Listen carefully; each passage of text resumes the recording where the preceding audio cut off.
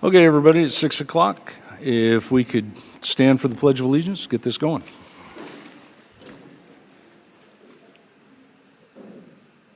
I pledge allegiance to the flag of the United States of America and to the republic for which it stands, one nation, under God, indivisible, with liberty and justice for all.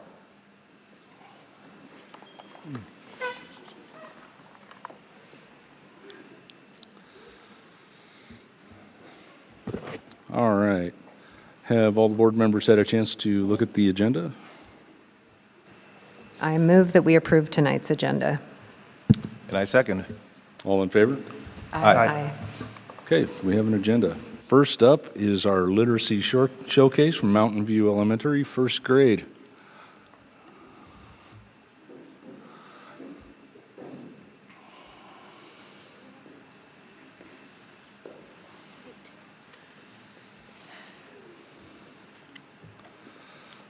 All right. Good evening, Board President Welander, other esteemed board members, student board representatives, and Superintendent Jesse. I'm going to walk through just a couple of slides about literacy instruction and what we're going to have the pleasure of hearing tonight, and our teachers will share, and then we're going to hear from some first grade representatives of Mountain View Elementary. Okay. So this is just an example of how children learn to read and write, and looking at the developmental spectrum of that. So here in the Shelton School District, we take the approach that all students are writers. From the moment they enter our school, they are writers, and we are teaching them the skills that they need along the way. And that really aligns with both the research and our strategic plan. We do use a writer's workshop approach. We've looked at this one before, just a reminder that we structure our time with writing instruction with those mini lessons. So it's not a lot of teacher lecture time. It's really focused instruction. And then the children get to spend a lot of time actually doing the writing. And then the teacher, you'll see here, for example, this is a Mountain View teacher in that slide, doing that one-on-one instruction to help move the students along. And so just to reframe around the why for the Readers and Writers Workshop, this is most of the time in this approach, the time is spent on reading and writing. And so one thing that really differentiates our approach, rather than sort of a more scripted, big box type of approach, is that often those approaches rely a lot on things, PowerPoint slides, worksheets. It's more about the task completion and lecture time, to be honest. So we're really trying to frame our instruction to allow the children as much time to focus on their writing as possible. And it's a lot you can think about, like coaching. For example, if you were coaching a sport, you spend some time giving focused instruction or looking at video or doing those kind of things. But really, you want the students to be actually practicing and trying on the skills that you're teaching. So it's kind of analogous to the way that we approach our writing instruction. All right, with that, I'm going to invite one of our teachers wanted to share a little context about what the children will be sharing. Hi, board members. Our first graders have been working hard on writing opinion pieces the last few weeks. Recently, they just wrote about their favorite season and explained why they like it the best. Students practiced sharing their opinion, giving a few reasons, and added detail to explain their thinking. It's been fun to watch them grow more confident in their writing. Through this work, they're learning that their opinion matters while building important writing and communication skills.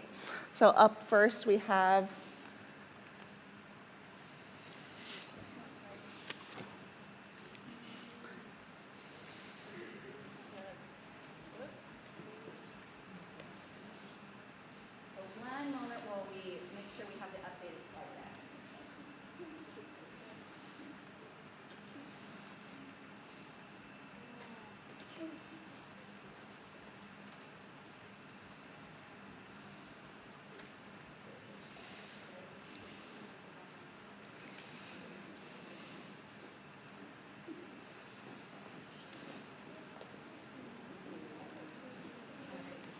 Well, no, actually, you can just stay here with me. I think while they're updating the slide deck, if you have any questions about our writing instruction, I don't think I need the stool. I'll move this to the side.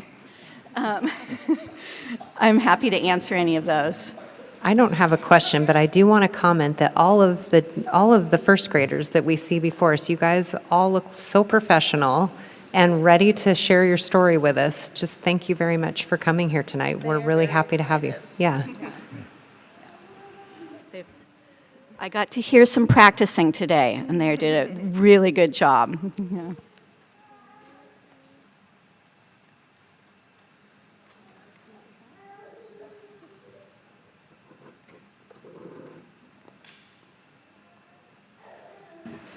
I can give a plug-in for first grade literacy, having a first grader at Bordeaux. I was just recently talking to superintendent here about just how impressed I am having had a now fourth grader and first grader move through this literacy program. My first grader finished a graphic novel today and came home super excited, and it's just, it's really fostered a sense of love for books, both at school and at home. She wants to take her books to school. She wants to read what her friends are reading, and just thank you for all that hard work. It's going to pay off forever. Yep. We're very proud of our team. And now, perfect timing, so that was great. So we have our first grader is going to come on up and join us. So you're going to stand here. Can you get up there? Okay. Okay, remember to read your title and by Alan. Winter by Alan. My favorite season is winter. In winter, you can make a snowman. I like to build a snowman with my sister. In winter, it snows a lot. In winter, we can have snow fights. Good job.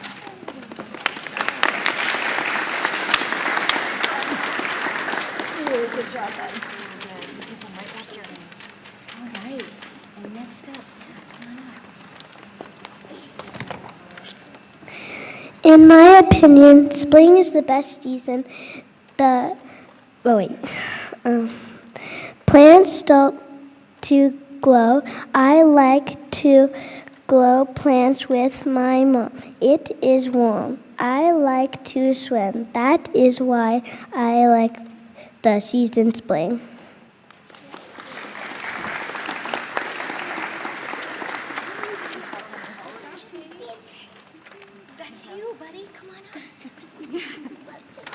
In my opinion, summer is the best season. The days are longer. There are lots of fruits and vegetables. I like fruits and vegetables. I like long days because I can play outside longer. You can go swimming. I like the warm sun. That is why I like the season summer.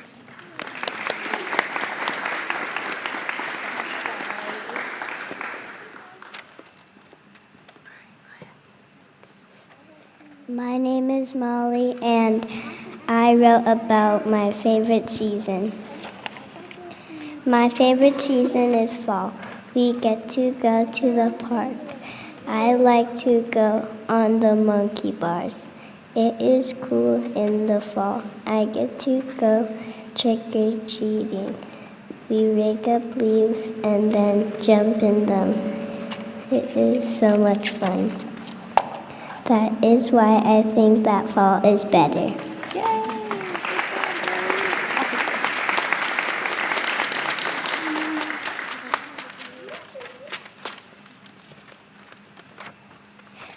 Spring by Amelia. My favorite season is spring. One fact is that it can be warmer in spring. In spring, I like to pick flowers. Another fact is that it can rain. After it rains, I like to jump in the puddles. In spring, birds make nests. I like to watch the birds. What is your favorite season?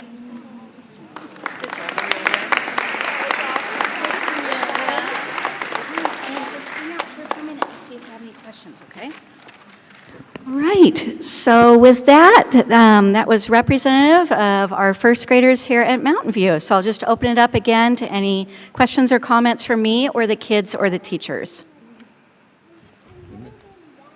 Not a whole lot other than all very valid, well-spoken opinions. I couldn't disagree with any of them at any particular moment. My favorite season was whatever they were reading. It was good. Their speaking abilities as well as their reading and writing are outstanding, and I feel like they're way ahead of where I was in first grade. So, way to go. Nice work. I just want to echo that. Thank you teachers for coming out at night, and this is the best part of our meetings where we get to see what is happening in the classrooms. And to all the students, you guys look great. Parents out there, you should be very, very proud. Well done. Without any bias at all, I think Alan's was the correct opinion.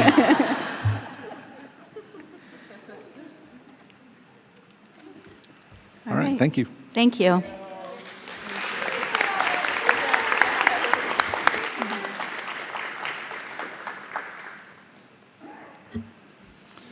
Okay, up next is the superintendent's report with Mr. Jesse. Thank you, Board President Wiehlander, other board directors, student representatives, families, staff, and students. I'll start off just for recognition of Classified Staff Week. Tabitha Whiting, head of Human Resources, will get up here and share some information, but I just want to take a note. We really do rely on our classified staff. They're everywhere. They're the ones that are making this place run. Anywhere from serving meals to meeting you at the front office. If anybody's listening or watching this, you will recall many times, I'm sure, that where you had called the front office and needed some information, or you wanted to reach out to the med tech to get some things related to the condition for your student, or you were like, I hope someone is providing amazing supervision on the playground for your student as well. These folks are the backbone, and I just wanted to take a moment to highlight, just this week, I had two particular paraeducators that mostly support our special education programs yesterday put on a basketball game between some of the staff at SHS and some of our students who have graduated for our transitions program, and they all have special needs. It was a really entertaining basketball game. I want to say special thank you to Nate Sartori and Scotty Crump for being there to put that show on. It was very well attended. It was awesome. They went back and forth, up and down the floor. I saw a lot of staff run out of gas, just being honest. But the students and the former students really was the real treat. Those classified staff, they coach them. They help track them and make sure they're successful here in this community. When you're talking about a population with high needs, really ensuring that they don't just land on a couch and that they have meaningful purpose in this community is magical, and I'm very thankful for them, as well as our other classified staff for making a difference for so many students. So again, thank you so much for the classified staff, and especially Nate and Scotty. I was out in classes this last couple weeks. I have always sometimes I just see just the most amazing things. I want to give a shout out to Lori Cotton at Olympic Middle School. I've been in Lori's class a number of times. She was really able to get the students to independently draw in their own learning. And so she wasn't overly managing. She was asking some really tough, probing questions, and kids were really engaging in what they were doing. It happened to be a writing task. It was great. Kids were on it, and they were accessing the information. So thank you so much, Lori. So just this morning, I was with Board Director Wiehlander. We were in kindergarten classrooms at Evergreen. Really real treat. There was a couple novice, brand new teachers in there who just such organized spaces, warm and welcoming. Kids were just on point on the carpet. I know every single primary teacher knows what I'm talking about, like when they're sitting ready to go. There was turn and talks. There was Kids are just doing choral responses. It was about part of their morning meeting, so we were catching them right in the beginning of the day. And it was really, really nice to see them. So just trying to always highlight something that I'm seeing out there. Plenty of other things that I saw here, including at Mountain View with the 4th grade team. Really, again, engaging students. They were doing some real tough word work, multisyllabic words, their own words they were doing. Of course, things like fluency and word attack skills are things that were going on in those classrooms as well. So thank you to the 4th grade team here at Mountain View. Just want to conclude just with a huge thank you again for the levy. Our levy means a lot to this school district and to this community, and really want to thank folks for coming out. It is 13% of our budget. Those dollars are going to go a long way, not only in supporting athletics and activities that a lot of people see, but all those other things, a lot of those classified staff are supported. Their pay is supported by the levy. Those med techs need them. Library tech, need them. Those people need, like paras, all across the board, whether they're special ed or not, the levy supports those folks as well. Let's not forget that. So I just want to say thank you. What I also want to draw is your awareness on the other 87% of our budget. Those are dollars that come from the state in the form of either basic ed dollars or what we call grant or programmatic dollars, like Title I, like McKinney-Vento, special education, multilingual dollars. Those dollars help support the interventions that go on for the district. But if you recall, about this time at the end of last year, we received a $500,000 cut in those dollars. We no longer receive money for homelessness or kids that are in foster, which is called McKinney-Vento for some of you who are in the know. You're talking about a high-needs district like Shelton, and you don't have any money coming to us for homelessness and kids that are in foster? Those dollars matter. Every dollar actually matters. So I really want to say thank you so much for the levy, but I want to also call out that we're still being shorted by the state ledge. I just heard from the superintendent Reichdahl for public instruction for the state. He really did help call out. He understands that we're not going to have it. We never got back the money that helps pay for the utilities and insurance. That still is helping to be paid. That has to come out of the bottom line.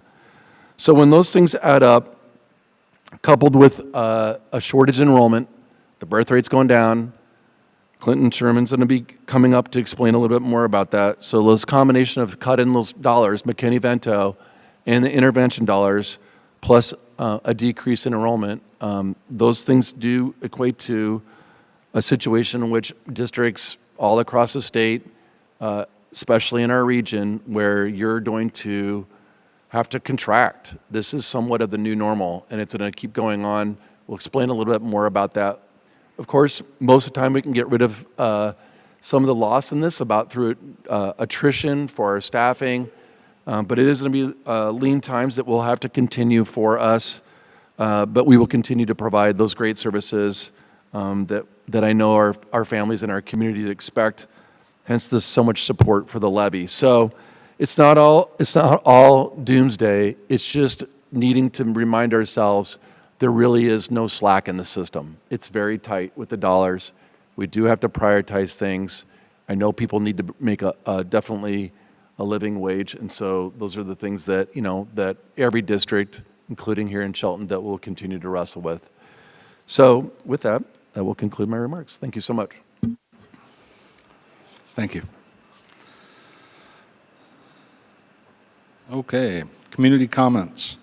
As part of the regular school board meeting, the board welcomes community members to make public comments in person and/or by phone as conditions allow. Please see the full script with call-in instructions and guidelines for community comments displayed on the screen above. Marilyn Aaron.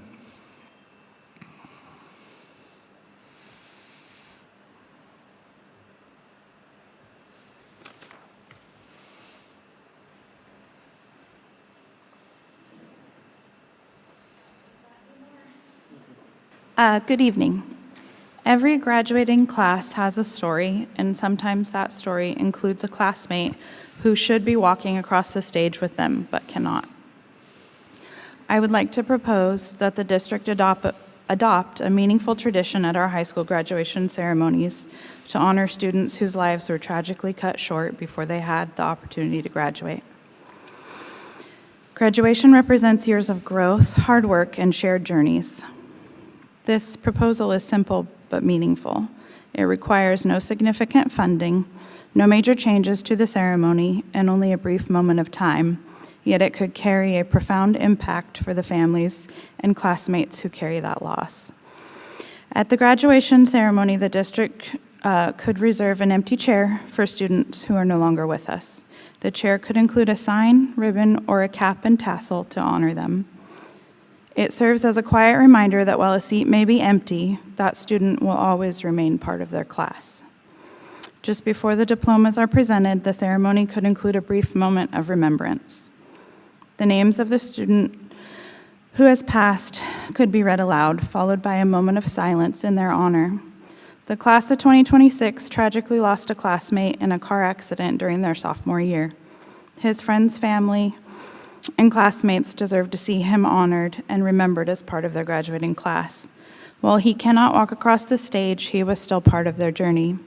Much like the class of 2024 honored their classmate Toa, this would ensure the class of 2026 has the same opportunity to remember their friend. This brief moment carries deep meaning and dignity. It acknowledges that these students were part of the class and the school community. It honors the life and memory of the classmates who should have been on the stage and offers compassion and recognition to the families and classmates who still carry that loss.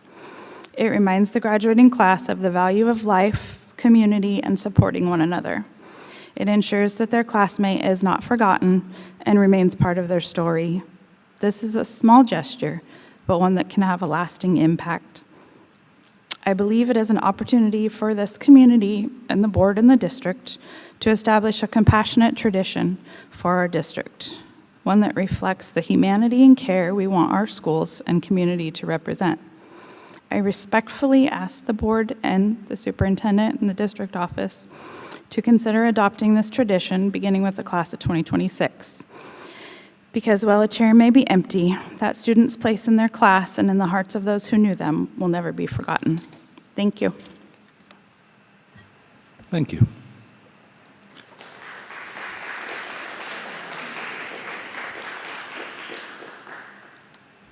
Okay. On to athletics update. The state wrestling, boys swim, girls and boys basketball, Mr. Chamberlain.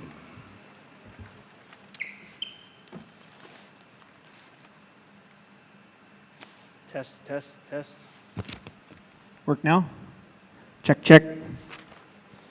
Okay. Well, I'm going to drag this out because, I'm going to drag this out a little bit because I was at baseball and soccer and it's cold out there. So I got nice and warm sitting in here. Director Welander, you said that you don't think you could have done that in the first grade. I'm not sure I could do that now, what those first graders just did. That's pretty awesome. So winter sports have come to a conclusion, and quickly 7 days or 9 days into spring sports, we already have games happening. But we have some great accomplishments that happened during the winter season, and we'd like to bring those people up. So first I'd ask the state swimmers and their coaches to come forward, please. Actually, only one state swimmer made this journey today. We do have some that are off in other events and other walks of life and not thinking very well. It is finals week. So what do I got behind me? Perfect. So this is a picture of the boys at the, I believe that's at the state meet, yeah, up in King County Aquatic Center. We had 8 individuals that traveled there for the 2-day event. Is Avon Young, Bruce Carpenter, Colin Melson, Darren Arthur, who is with us, Bennett McClin, Hogan Olenberg, Cohen Holsgrove, and Tawan Benedict. And Tawan Benedict actually placed 7th in the 100-meter fly in the 3A state swim meet. And their coaches are here, Coach Schrum and Coach Youngquist, and then Coach Phelan is not here today. So that is our state swimmers. Congratulations, nice job.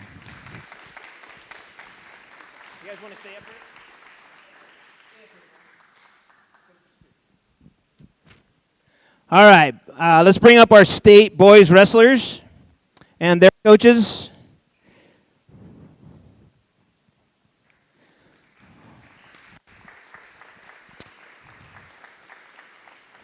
We had 10 wrestlers travel to the Tacoma Dome to participate in MAC Classic on a Thursday, Friday.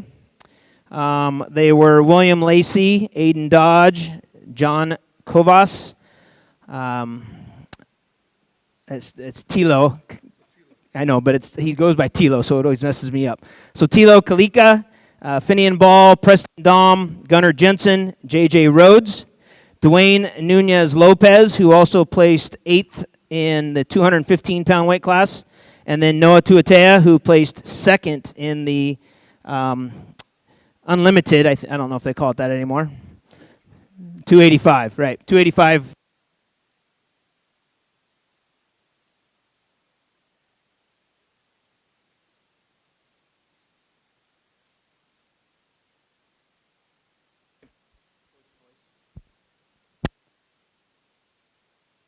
That went dead. I guess I could use this one. I don't like doing it this way. Anyways, Noah Tuatea wrestled in the finals, which is a pretty special stage at the state wrestling tournament. Also, on our boys state team, we had some boys state academic awards given out. We had 4 honorable mention wrestlers, but we had 2 academic state champions. And so Gunnar Jensen at the 150-pound weight class had a GPA of 3.96, and then Dwayne Nunez Lopez at the 250-pound weight class had a GPA of 3.63, and they were both by the Wrestling Coaches Association named academic state champions in those weight classes for the 3A classification. So let's give our wrestlers a round of applause. Oh. I forgot about Coach Lacey. How could I forget Coach Lacey? And the many coaches that go with our wrestling team that aren't here today. All right, if you guys would step right over there. Thank you. And then if I could have all of our girls wrestlers and coaches come forward, please.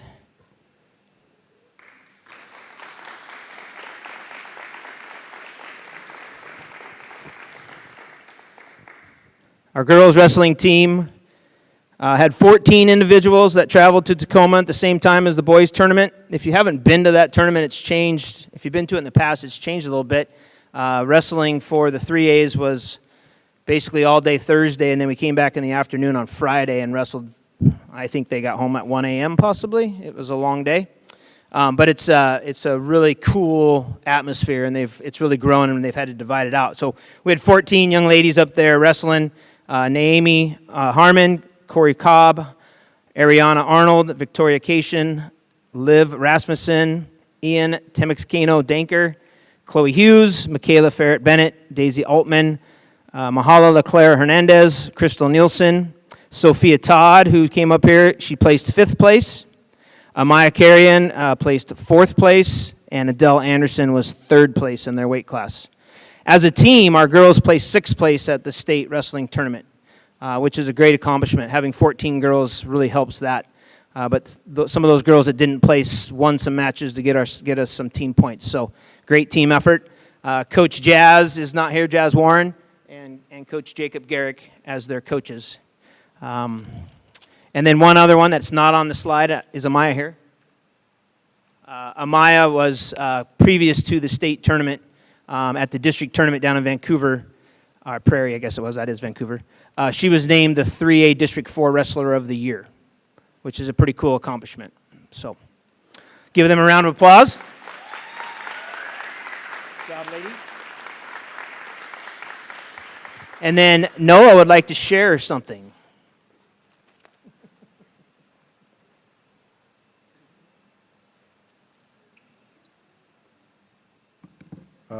Hi, my name is Noah Tuatea. I'm honored to represent the Shelton High School wrestling team. I started wrestling my freshman year and fell in love with the sport immediately. But the last 2 years, I've been dealing with injuries, and I was able to recover thanks to all my coaches and athletic trainers at the Shelton High School. With their help, I was able to make it to the state finals, and it was an awesome experience. Thank you.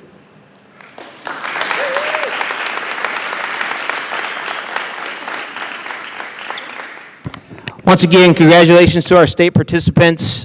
We have a couple state send-offs this week, one tomorrow for our theater, and then one on Friday for ROTC. Thank you. And so we got lots of great things going on, and it's great to celebrate these accomplishments by these individuals. So thanks for having us.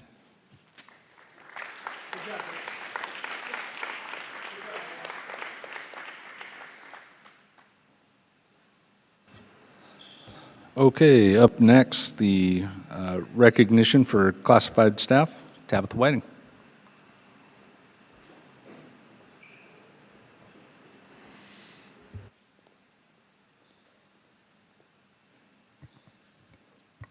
Good evening. Good evening, Tess. Thank you, Justin. Good evening. Thank you for having me here tonight. This week is set aside to recognize classified school employees, and I appreciate being given the opportunity to acknowledge the incredible classified staff who serve our students in schools every day. When people think about schools, they often think first about classrooms and teachers, but anyone who has truly spent time in a school knows that it doesn't happen because of one role. It happens because of an entire community of people working together, many of whom are quietly behind the scenes.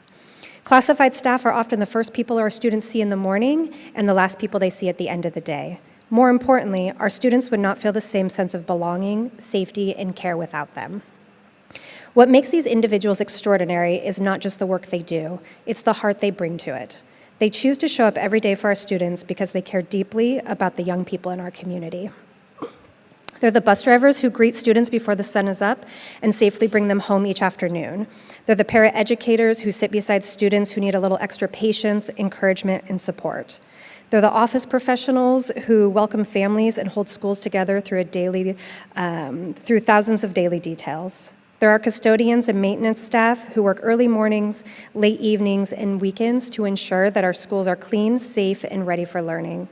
There are food service staff who ensure that our students are nourished, and there are technicians, ground staff, and countless others whose work makes everything possible. Many of these roles don't come with recognition or applause. Much of the work happens quietly, out of sight, and sometimes without people fully realizing just how essential it is. But the truth is our schools would not function without them. They help create the environment where learning can happen.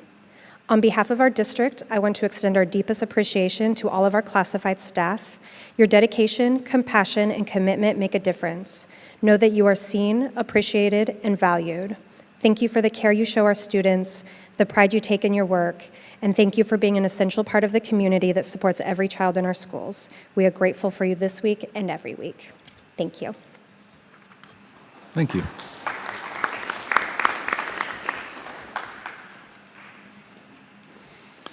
All right, budget update with Mr. Sherman. I got ahead of myself. Sorry. Maintenance and facilities with Robert Herron. I'm equally excited, but.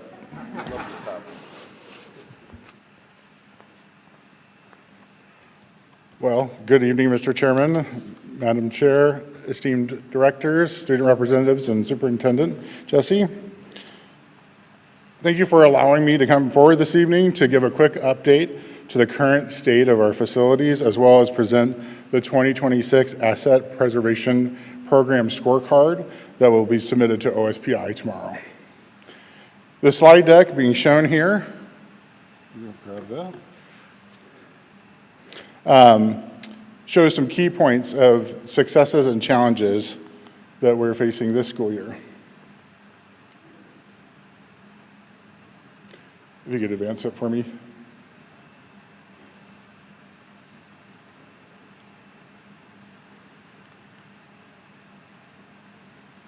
I'll just continue. You have the slides in your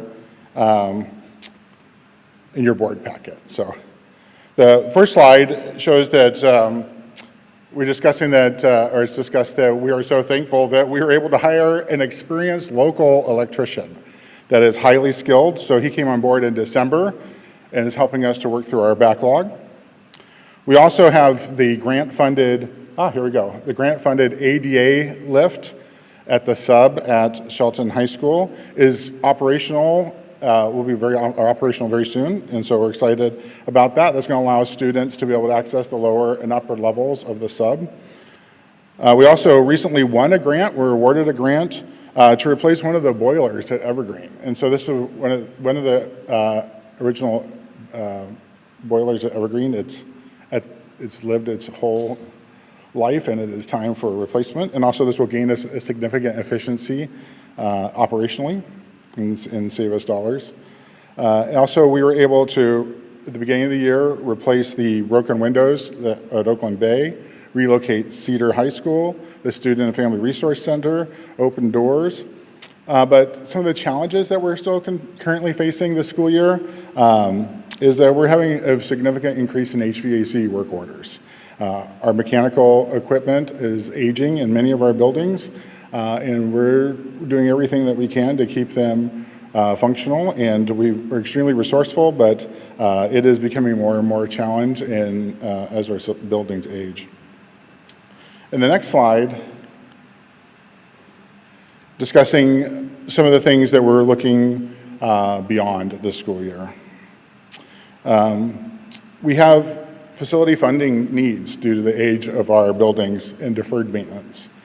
Our current facilities budget is challenged by the stresses of inflation and shrinking operational and capital dollars that are available. Our recurring annual budget cannot make significant headway to work through deferred maintenance issues. Additional funding outside of regular funding will be required in order to handle the life cycle replacements and the deferred maintenance. Grants will always be vigorously pursued, but levies or bonds in the future will likely need to be considered. Some critical items that currently exist include roof replacements at many of our buildings, most notably at Shelton High School, the ASB 300, Bordeaux, and the ELC. Also, the Oakland Bay elevator needs to be replaced or fully modernized. We actually can't get parts for many of the components at Oakland Bay. Shelton High School has significant drainage issues that we have worked to solve many of them, but as we chase them out, they just pop up in a new place. It needs a comprehensive solution. We need to paint fully our exterior of all of our buildings, right? And, only of our new buildings in Oakland Bay have been painted in the last few years. And we have, as I touched on earlier, extensive HVAC and mechanical work that needs to occur. In the next slide, let's discuss specifically Oakland Bay.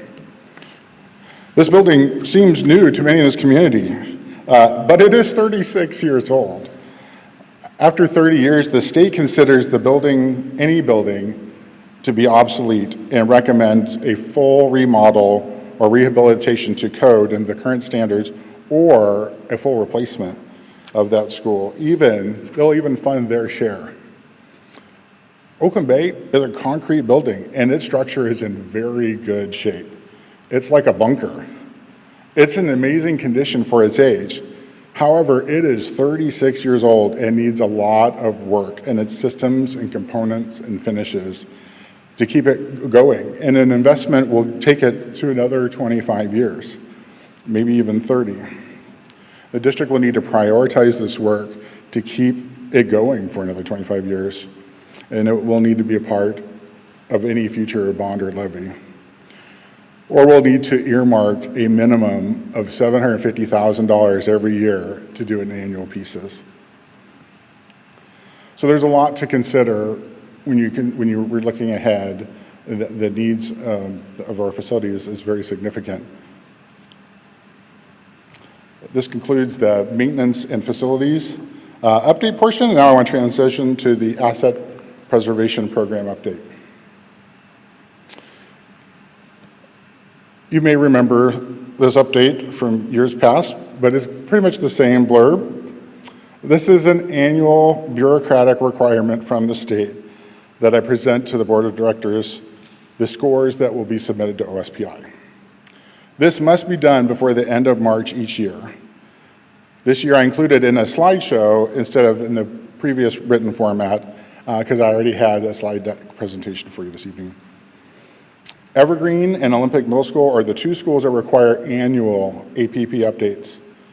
I show last year's scores and this year's scores for comparison. Each component is listed as either excellent, good, fair, or poor. OSPI is very specific on how you can rate each component.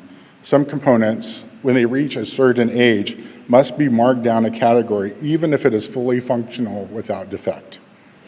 It's a pretty complex system and not necessarily intuitive. Our foreman, Chris Walton, and I go through the scoring and update them every year based on their scoring metrics and requirements. And then every 6 years, we're required to hire a third party to do a full APP building study and score for all the buildings, not just the two that are in the annual reporting. And that will next happen in 2028. This year, Evergreen, the bottom score you see there, went from 64.2 to 62.9. In this part of its life, the scores are typically expected to drop 2 to 5 points a year unless major capital expenditures occur to help slow the drop or even possibly raise the score. Olympic Middle School actually went up from 70.3 to 71.5. And that is because we made a roof repair. We discovered some dry rot in the substrate in one of the rings 2 years ago. And we removed that and restored the roof in that condition. And you may remember, as part of the bond, we actually replaced the Olympic Middle School roof in 2019. So its age is actually in really good condition. And with the substrate change, it actually moved us from fair to good based on their scoring metrics. And roofing scores are heavily weighted. Each one of these components actually has a different weight to their score, right? And roofing is considered a very, very important component in their scoring metrics. So changes in that category move points higher or lower than, say, interior doors would. So now that this information has been shared with you, next up is I will submit them tomorrow to OSPI, and it will be part of their databases and then become public record. That concludes my presentation, and I hand it back to you, Mr. Chairman. Thank you. Any questions? Yeah, I had a couple questions. Actually, you answered a lot of them in your presentation, so thank you. The lift and the sub, are those no longer locker bays? What are we doing with those spaces now? I'm sorry, I didn't hear your question. In the high school sub, the lift that we're installing? Yes. Are those no longer locker bays, or is it still lockers for the kids? Yeah, so it's in the southeast corner of the building, so facing the parking lot. If you were to walk in the parking lot doors, you have stairs that take you up or down, right? And so it is on the left-hand side of that, and it takes you to the bottom level, to the mid-level, to those stairs to take you out, or up to the top level. And so this allows... But Andrew, so I have 2 kids in high school, and I went there in 1992. There were lockers that were upstairs and downstairs that we would put books in. That isn't how it is anymore. Okay. It is cleared out. They've got tables up there, and they also have like a student store and kind of a lounge area down below. So it's not lockers, so the lift isn't necessarily helping every student get to a locker at this point. Yeah, I had kind of heard something that changed there, but I wasn't really clear on what it was. And then the other question I had was, with the asset preservation program, we're getting scores here. Is there a score that once we achieve like a certain lowness of a score? Because you're saying some things are being devalued even though they're still in perfectly good condition. Is there a score once we get to that the state kind of steps in and says, this is a problem, we need to do something about it? Yeah, I'm constantly in contact with our regional representative. Several times a year, we're going over these types of things. And so, in general, the state is not using it for the means to rate districts and whether they're doing the job that they need to. It's more from the standpoint of for funding purposes, right? And so, a building that is 20 years old, right, and is in a poor condition, right, would actually, they would consider it to be more urgent than a building that is 20 years old and in a higher condition, right? And so it allows them for funding purposes. Now, I'm certain that if they saw something that was troubling, right, because the main impetus of the creation of the APP, the best I understand it, is to make sure that the state is getting a return on its investment, right? That districts are doing their job, right? But and so I think that that would be a part of it, but there's never been any part of our score specifically that they've ever reported back to us and said they were concerning. In fact, up until probably the last 2 years, our buildings were generally higher for their age than average. But I think that deferred maintenance is starting to catch up, and now we're back in more in the mid-pack.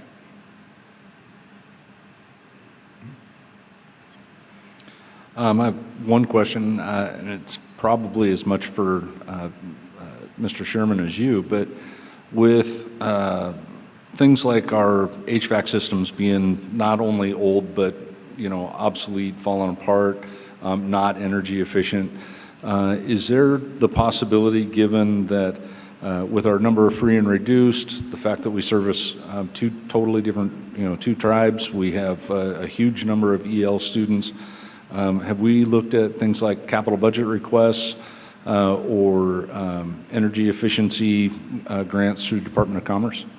We've gone through several grant requests. I've applied for probably 4 grants in the last year.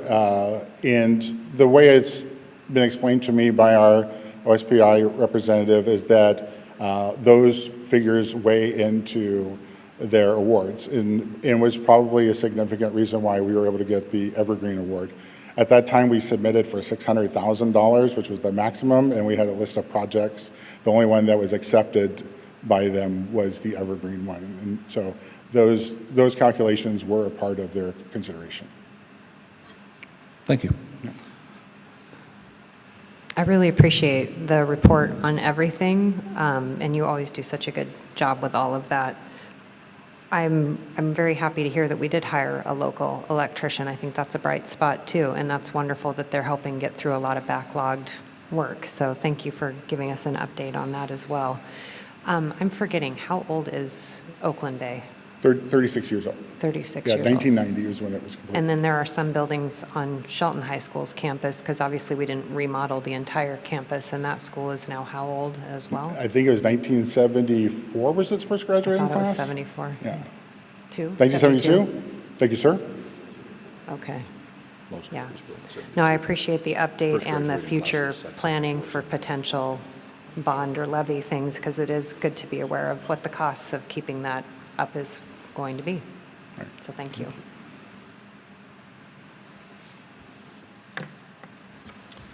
Okay, I don't have anything else, so thank you. Now the budget update.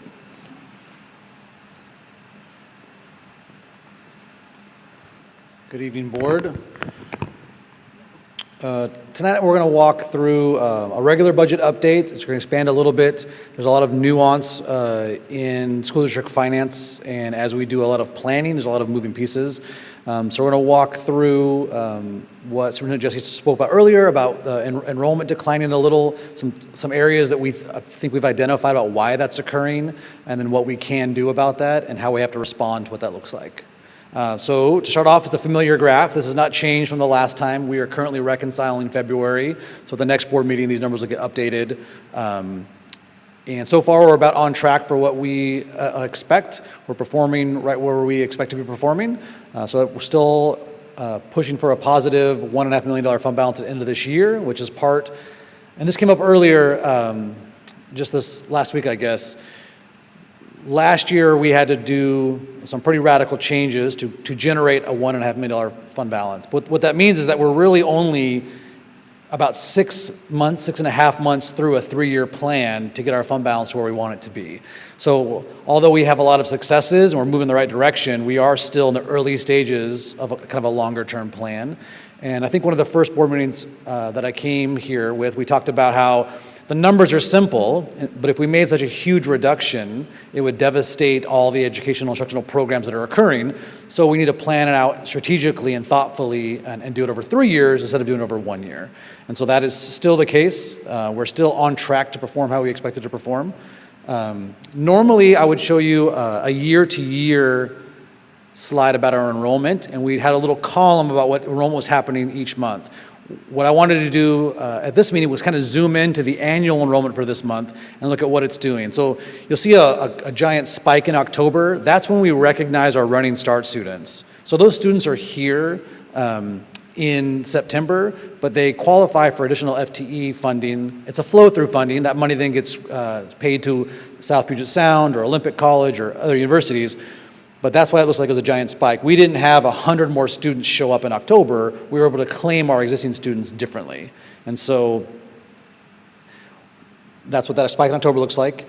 Then it moves through February's enrollment. We are actually, the annual average for the year is 4205. That's what the other data is representing.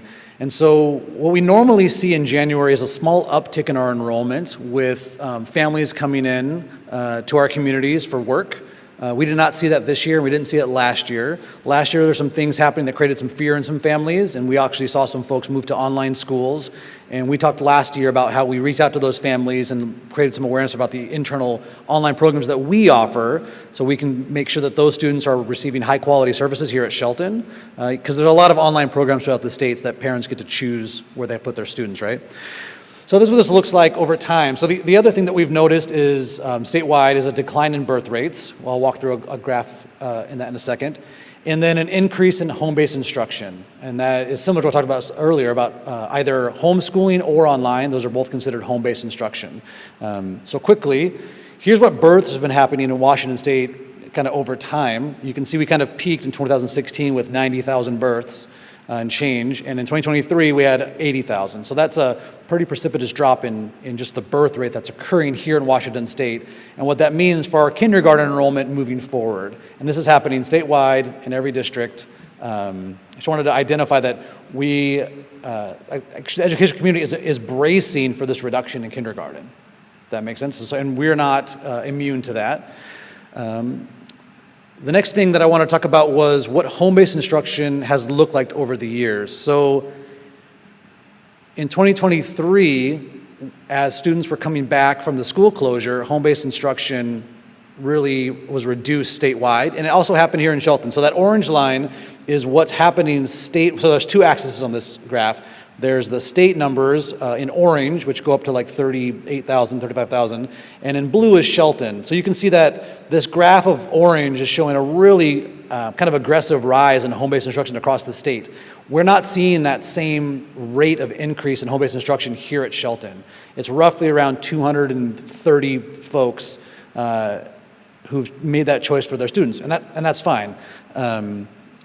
But what I think, just like we did talk about last year, what's important is that we can actually do a better job marketing some of the programs we have here. And so one of the things that we're doing is we're going to expand our online program. There are some rules around online education that schools, when they offer the online program, there are some rules around what that looks like.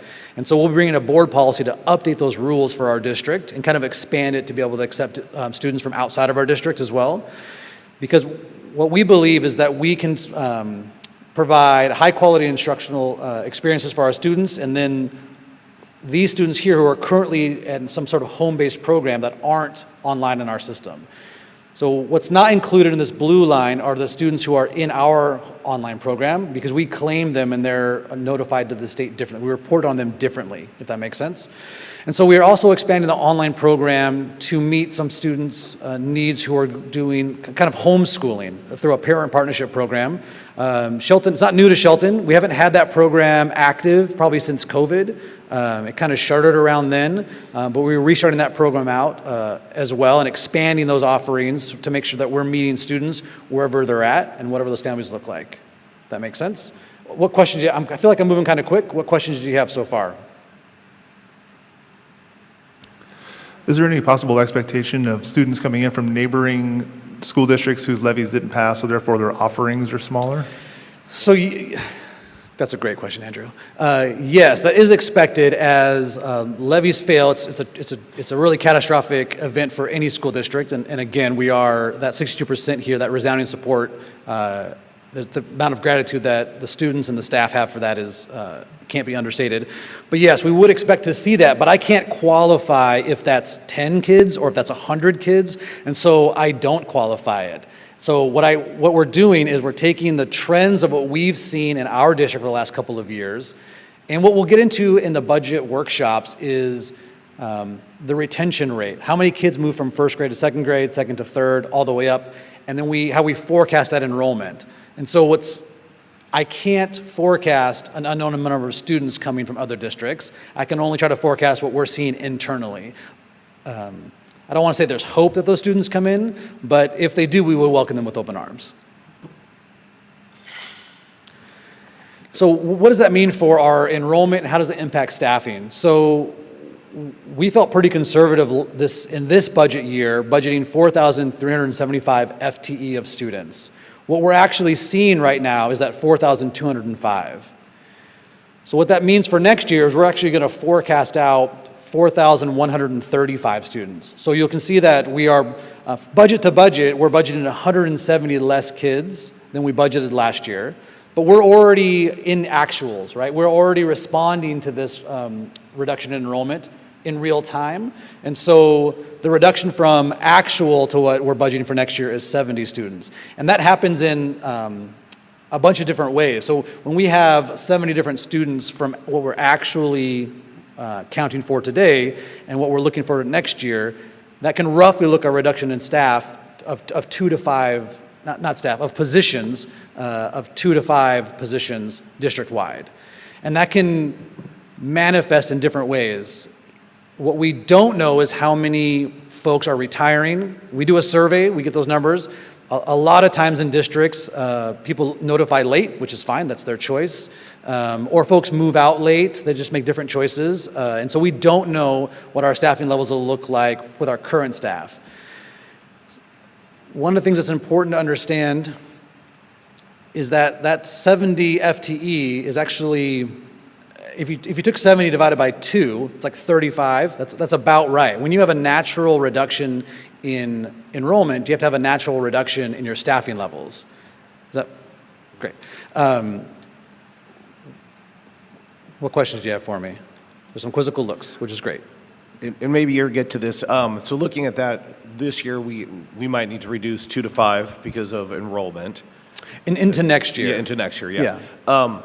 If birth rate is dropping, and we can see that dropping, are we anticipating that this is a routine thing for the next couple of years? Because you can see how many kids were born in 5 years ago that would be entering kindergarten next year, right? So or in 2027, 28. Yeah, so we will be forecasting that out and seeing what that looks like. What we don't know is like what Andrew's talking about. We don't know expanding our online program and re-kicking off our home-based parent partnership program. We don't know how many students that will recapture that are currently doing home-based instruction. That could be 200 students, it could be 50 students, we don't know yet. We also don't know how many students from other districts want to transfer in. We do know that kindergarten numbers will be a little lower, and we will adjust for that over time. And so we make these adjustments in real time. As we're talking about this year and moving into next year, this reduction that we're talking about ideally happens through attrition and just kind of a natural way we can do it. It can also happen programmatically. So let's say that there are 2 teachers who are only certificated in basket weaving. We prioritize that as a class here and what that could look like. And the student enrollment and registration only generates enough classes for 1 full sections of that. So we would have to reduce 1 textiles teacher to account for that lack of student interest. That's a normal reduction that happens in every district, just depending on what the student interest is and what the teachers are certificated in. That really are the 2 markers. But it also happens at the elementary level. So we have 3 elementaries, and this year we saw reduced enrollment than what we thought. And so we created some combo classes at 2 of the elementaries. And those students are doing great. Someone else besides the finance guy can talk about it. But those students, from what I've seen, are doing really well. But those are in real time decisions we're making to respond to what's happening with enrollment.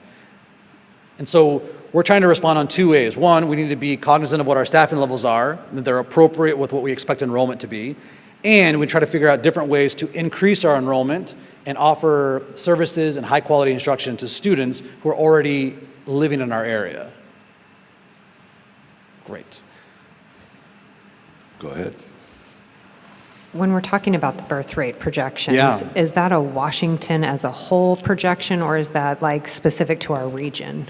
This is full across Washington State. This is from the Department of Health, yeah. Okay, so then how do we figure that out for our own area? We would I partner guess- with Mason County Health. Okay, so, because we're drilling down, Yep. and Thurston County, I would imagine Yep. many babies are born in the Olympia area Yeah. but live here. So, yeah, I was just wondering a little bit about that. And then in the past, you've also talked about, I know that our staff has worked really hard to track down students that Yeah. maybe have, for whatever reasons, is that still actively going on as well too? Yes. So if somebody feels like, for whatever reason, their health, whatever their situation has changed, that they are not able to do the schooling that they were doing, is there some outreach to those students to keep them involved There is. in any education program? Yes, there is. Yes, and we are actually bolstering that to make sure that we're marketing the programs we do have a little more clearly to parents, because we have Choice has a bunch of different offerings that are that can meet a lot of students' needs. So does Cedar. And the online program and this new parent partnership program, the hope is it meets students wherever they're at. And so what we want to do is make sure that as those parents are having those discussions with the schools, they're equipped to have some inquiry around what's going on within those students' lives, and then partner with them to find a solution here in Shelton.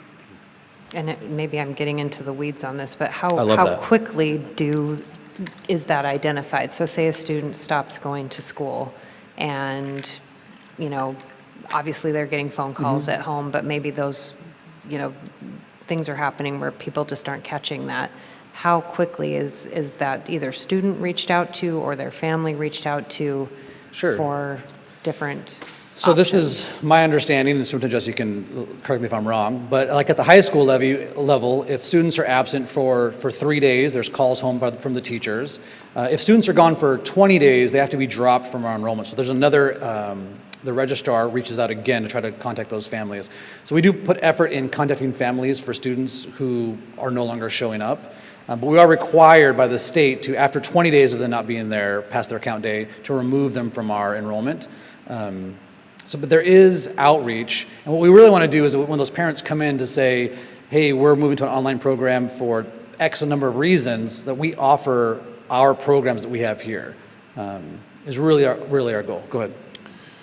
Yeah, that's tracking it down sometimes when we know the student has left can be difficult. We do have it's over 50% of the time we don't know exactly where they go. So we oftentimes don't know until we get a request for records from another place.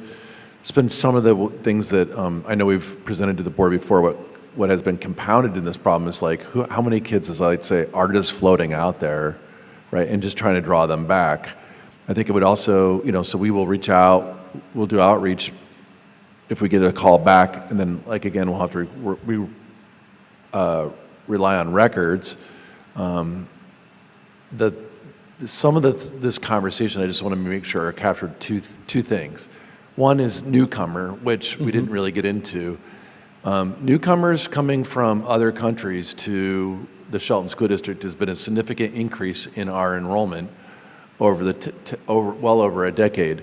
That has been cut off. That is part of this number, and so which leads me to the other part is we will continue to offer online or the ability to do homeschooling connections, partnerships, but that will be a limited return and it will eventually tap us out. So that'll only be good for an effort for the next year or two, but in reality, it's still less kids moving to Washington State and in particular for Shelton. So I wouldn't want to leave this conversation, if anybody's listening in here, that there's going to be this false hope that there's going to be the continued ability to pull kids in somewhere else, unless housing will help, which is we have also not talking about. That will be one of the things, or if there is any change in immigration policy. Those would be more significant things, given that this trajectory line for birth rate is a solid trajectory line headed down.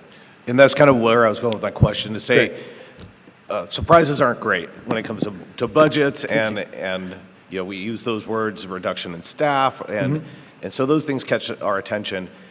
But what we're saying is this is a trend across the state in terms of birth rate, which we don't have control over. Right. And so that is going to happen.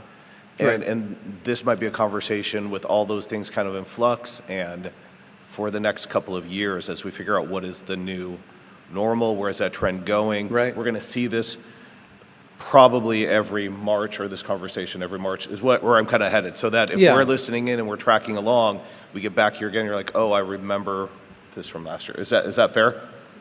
I love the way you stated that, right? This is the way we have to study this, because there are a lot of, this variables are not static.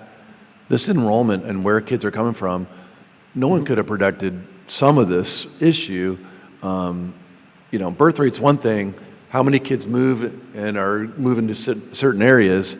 Housing is part of the challenge here for sure. Long, steady problem. We're hoping it's part of our solution.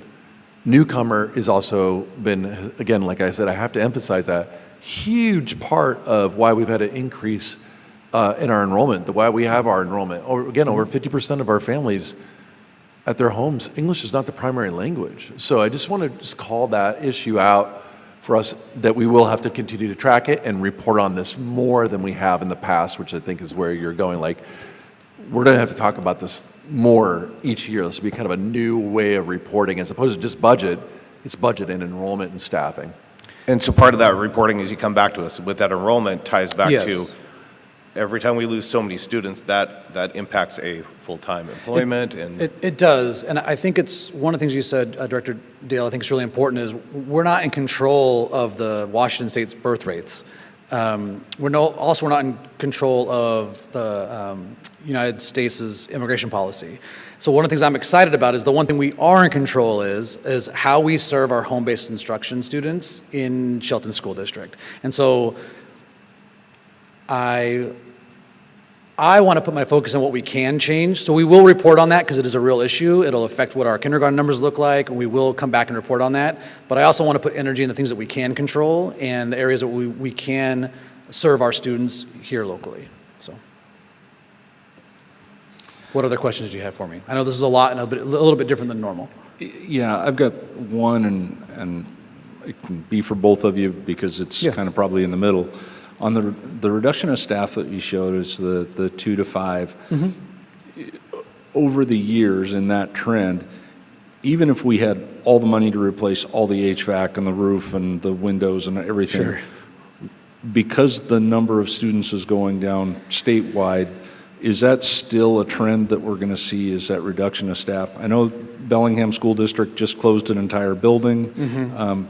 Because they can't fill it, so it's a better use of funds, better use of space, better use of everything to just spread those students out. Is that something that we're looking at here? This is a multifaceted, right? If we are coming out of that negative fund balance, we're in the nascent stages of a 3-year plan. If we had an $8 million fund balance, we could behave a little differently when enrollment contracts for a year. We can kind of wait and see what that looks like. When we're just eking out into a positive $1.5 million fund balance, we have to react differently and respond to it differently. So I want to be clear, like, if we had all the money in the world, we would respond differently, I guess. And we do have a lot of needs across the system, and our priority is in high quality instruction and meeting the needs of students. Okay. No, thank you. That's a good answer. Yeah. And if anyone has all the money in the world and wants to, any other questions for me? Okay. No, thank you. Great. Thank you.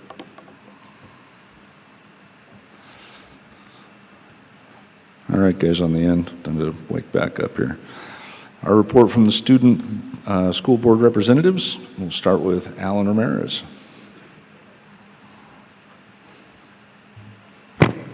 Well, I don't know if all of this is quite as fun as talking about budgets, but I do have some updates. I just wanted since I wasn't here last time, I do want to just say thanks again to the community of Shelton just for passing the levy. How many years has it been now that the levy has been passed in a row? About 25? Yeah, so it's been going on for a while, and I think it's just really important that tradition is, maintained in that sort of regard. Speaking about that, our high school and beyond presentations were, I guess, presented last Friday, and not to toot the horn of my senior class, but I do think the ones of this year were the best in all of Cedar's history. Hopefully improved in the future.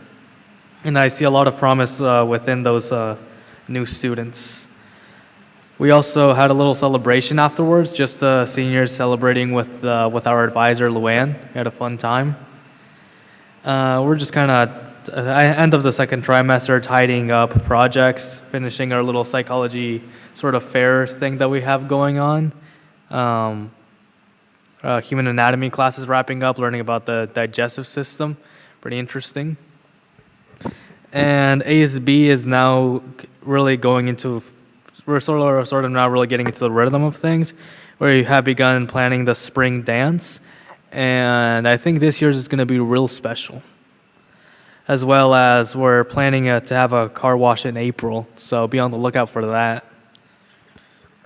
Get your cars dirty with Paul, and we need to test out all the students. Senior Club is also, right now we're planning a massive community event that's going to be happening during the spring, as well as sort of trying to plan out a few senior trips, which we'll hopefully get to do. And Envirothon is set to compete in April, which is where we will be competing in the regionals. And I have a feeling that we will once again reach the state level. So yeah, a lot of fun stuff coming up. Very good. Abigail. Hello. Middle school has been finishing up their dinosaur project in science. They've been learning about artists and making art, and they've been doing mock trials about Supreme Courts. We're going to have a plant sale on May 8th, 9th, and 10th. Hope to see you all there. The seniors have been finishing their Beyond plans. Open Doors is finishing strong and meeting their goals and taking the ASVAB test. Pathway is getting ready for their end of the year volunteers. They are reviewing for jobs. Nice. Thank you. And Sophia Todd. Last week, spring sports started, and over the weekend, our Shelton dance team traveled to Vancouver to compete in districts. They placed I don't know if they placed in Palm, but they had district or state qualifying scores, and they were state champions for their military routine. State will be March 28th in Yakima. Also over the weekend, the cheer fundraiser Tolo had a great turnout, and as said earlier, the Thespians which is theater, and NJROTC are going to state. Thank you. All right. Thank you very much. It was all good stuff. Okay, on to item number 7, the consent agenda. Has everybody had a chance to look at that? I would take a motion. I motion to approve this evening's consent agenda. Second. All in favor? Aye. Aye. Okay. Item number 8, discussion and action items. Proposed revised policy number 2020, the selection and adaptation of instructional materials. Good evening, Board President Wielander, members of the board, Superintendent Jesse. We are here tonight to talk about the proposed revisions for Policy 2020, selection and adoption of instructional materials. This policy was last updated in 2017, so there was a number of updates and changes that we needed to make. First, like all of our other policies that we update, we align it to current laws and policies. For example, we embedded language aligned to an RCW to make sure that our curriculum is free from bias and representative of diverse perspectives and populations. We also noted that the policy had some really confusing language as it's written right now. And so we really tried to simplify and clarify to make sure that this was clear. Instructional materials was listed in 5 different ways in the current policy. And so we clarified that down to just 2 terms where we're talking about core materials and supplemental. And then the other thing is we're increasing transparency in the way that this is written and giving more opportunity for parents and families to be involved. And so those are some of the reasons why this policy needed to be updated. Good evening. So I'll just share a couple of the updates that we did make in summary form. One of the ones was that we identified that updates or curriculum adoptions needed to align to state standards and state law, as well as our curricular approach under the strategic plan. So that just makes sure that we have alignment across our materials and the instruction and learning that's happening in our schools.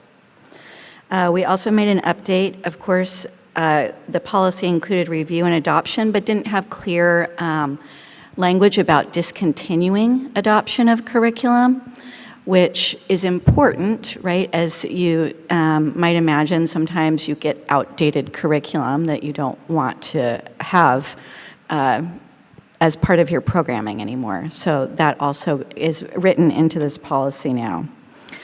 We maintained a process but added some clarity for addressing complaints regarding materials from parents and guardians of enrolled students. So wanted to include that in there. And then also added some updates about IMC structures that would make sure that we do have the representation that Mrs. Brady was talking about, with appointing members that represent the staff who will be implementing the materials in their classrooms, as well as families who represent their diverse interests. And so we'd want to both make sure that that committee had some instructional expertise on the materials being adopted, and then also it was just representing our diverse student populations. So with that, I think we'll open it up to any questions from the board for either one of us. It looks like this is all completely fresh language. I didn't see the normal, like, little bit of scribbled out area and then the new, so it's like 100% rewritten. It just seemed clearer because it was kind of like we went over it with such a fine-tooth comb because it is an important policy to have. I think there might be some instances in which, like, this word should still be the original black, but then this one is red and then this one is black and these two are red and this one is black. It just seemed more transparent, I guess, to just say we started here, but really with review of the law and also did a review of other districts' policies. We looked at actually quite a few across the state. So with all of those changes, it just seemed clearer to do it this way. Anybody else have any questions? Yeah, I will look at it again next month and get you a policy. Okay, thanks. Thank you. Thank you.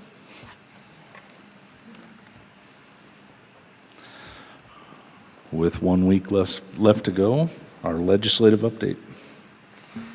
Yes, good evening. March 6th was the opposite house cutoff, meaning bills that did not advance from their second chamber are no longer active this session. Legislative focus is largely shifted to finalizing the operating budget and potential revenue proposals, including the proposed millionaire's tax. Under the most recent proposal, the most recent amendments, a portion of revenues would support early learning and child care programs through the Fair Start for the Kids Act, expand the Working Families Tax Credit, and exempt public schools and educational service districts from certain sales tax and services. With sine die scheduled for March 12th, marking the planned adjournment of the legislative session, the legislature will finalize the budget and any accompanying revenue proposals in the coming days. At that point, we should have a clearer picture of potential increases or reductions affecting education funding. Key education funding issues still being negotiated this week include, we went over them last week too, or last meeting, local effort assistance. Both House and Senate budget proposals reduce local effort assistant funding below the level anticipated when the levy lid was raised last session. The Senate proposal reduces local effort assistance to approximately $150 per pupil, while the House proposal reduced it to about $300 per pupil, raising concerns about impacts to poor districts. Transition to kindergarten. Both budgets reduce funding for transition to kindergarten programs. The Senate proposal funds roughly 5,061 slots, while the House is sitting at 5,450, both below current programmatic levels. And then school bus depreciation funding. Both proposals reduce transportation depreciation funding by extending bus replacement schedules from 8 to 10 years for Category A buses and from 13 to 15 years for Category C and D, and by excluding buses purchased with federal grants or rebates from depreciation reimbursement calculations. So for education bills that did pass through both houses beyond the cutoff, I have a few to update on. We have a House Bill 1634, Special Education Funding and Services, makes several changes to special education funding and service delivery. The bill increases support for students receiving special education, adjusts funding provisions, and aims to reduce administrative barriers so district can better provide services aligned with student needs. House Bill 1295, Special Education Inclusionary Practices, promotes greater access to special education services and strengthens guidance for inclusive practices in public schools. House Bill 2594, Student Rights and School Safety Policies, updates requirements related to student rights and school safety policies, clarifying district responsibilities for student conduct procedures and policy implementation. House Bill 1795, Restraint and Isolation, further restricts the use of restraint and isolation in schools, including prohibiting isolation rooms as planned behavioral supports. There were several others on there, but they're not things we practice in our district.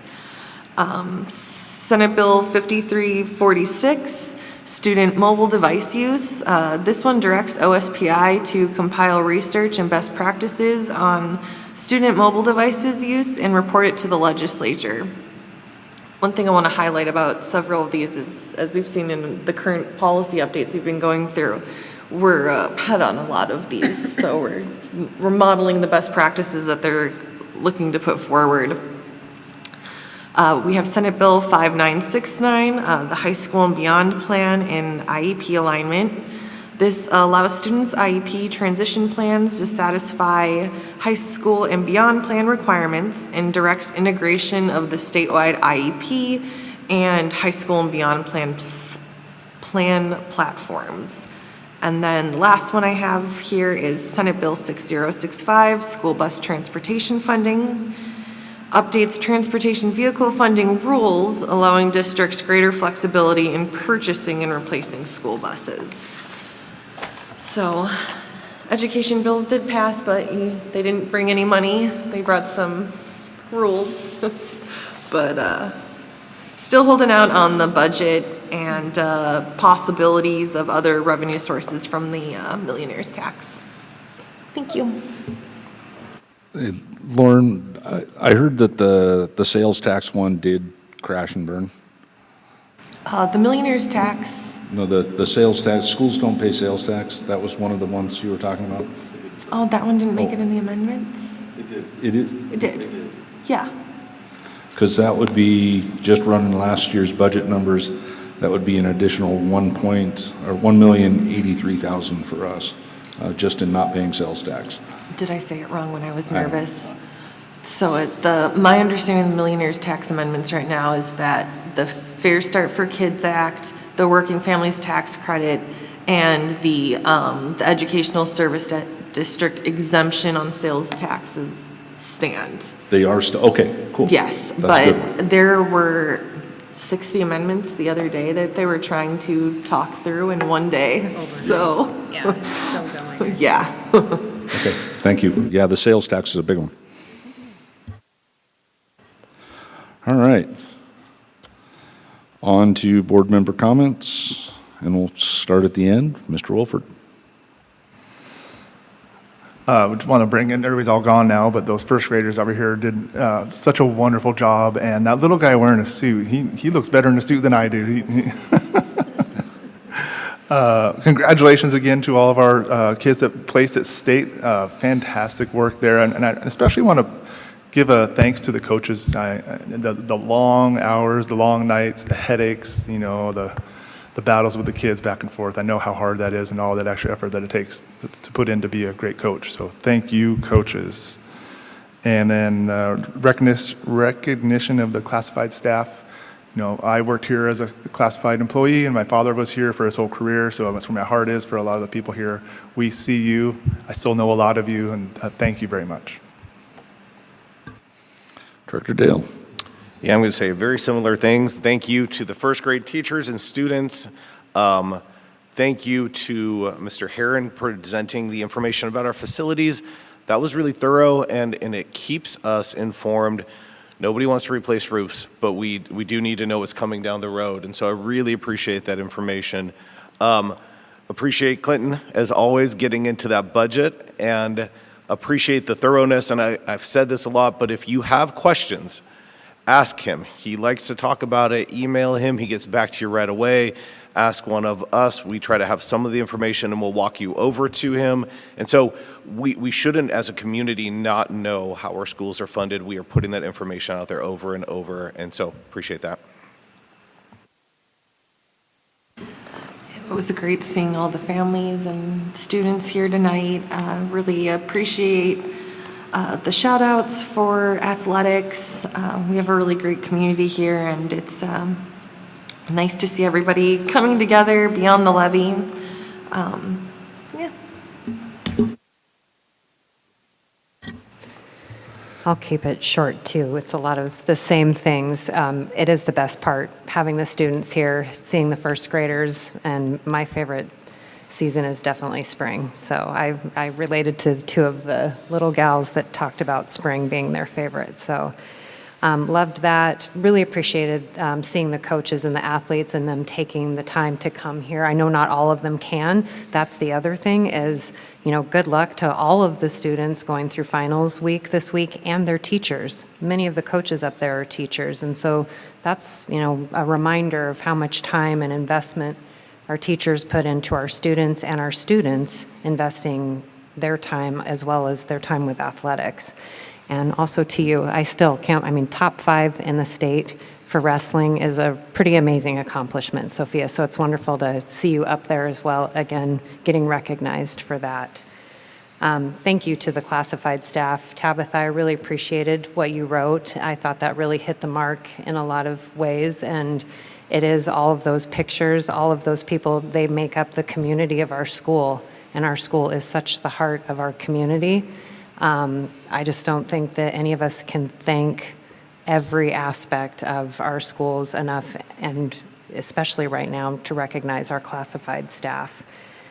Clinton, very much appreciate your budget report, and we all laugh that you get a lot of questions, but thank you for being approachable and willing to take whatever question comes your way and really give people the time to better understand the complexities of school finance. There's just a lot that goes into it. And Robert, thank you very much for the maintenance report. That's something that weighs on my mind all of the time. Our buildings are aging, and these things do cost money, and we're not just full of cash. And you can't just bus in kids from wherever to, you know, fill things up. And I mean, schools are a funny thing, and it is very complex with the finance and how we balance this out. So we appreciate everybody coming together as a community to listen and help better plan and see, you know, just how to work on all of this.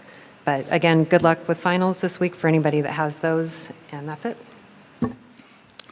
Okay. Thank you to everybody who's already been thanked.